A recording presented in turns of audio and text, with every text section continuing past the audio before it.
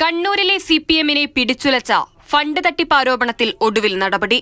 50 വർഷം പാർട്ടിയുടെ അടിയുറച്ച പ്രവർത്തകനായിരുന്ന ജില്ലാ കമ്മിറ്റി അംഗം വി കുഞ്ഞികൃഷ്ണനെ പുറത്താക്കാനാണ് തീരുമാനം.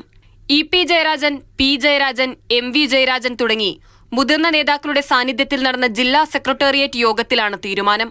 ആരോപണ വിധേയനായ പയ്യന്നൂർ MLA TI മധുസൂദനനും യോഗത്തിൽ പങ്കെടുത്തു. നാളെ നടക്കുന്ന ജില്ലാ കമ്മിറ്റിയിൽ നടപടിക്ക് അംഗീകാരം തേടും. തുടർന്ന് പുറത്താക്കൽ നടപടി പ്രഖ്യാപിക്കും.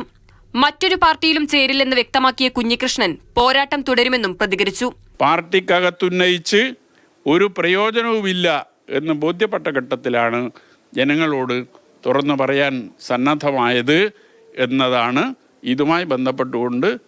ധനരാജ് രക്തസാക്ഷി ഫണ്ട്, ഏരിയ കമ്മിറ്റി ഓഫീസ് നിർമ്മാണ ഫണ്ട്, തിരഞ്ഞെടുപ്പ് ഫണ്ട് എന്നിവയിൽ തട്ടിപ്പ് നടന്നുവെന്നായിരുന്നു കുഞ്ഞികൃഷ്ണന്റെ ആരോപണം.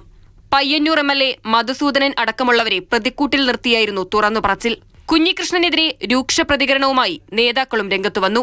അതിൽ ഞങ്ങൾ കണ്ടെത്തിയിട്ടുള്ള കാര്യം പാർട്ടി യഥാസമയം കണക്ക് അവതരിപ്പിച്ചില്ല. അതാണ് ചൂണ്ടിക്കാട്ടിയത്, അതാണ് കണ്ടെത്തിയത്.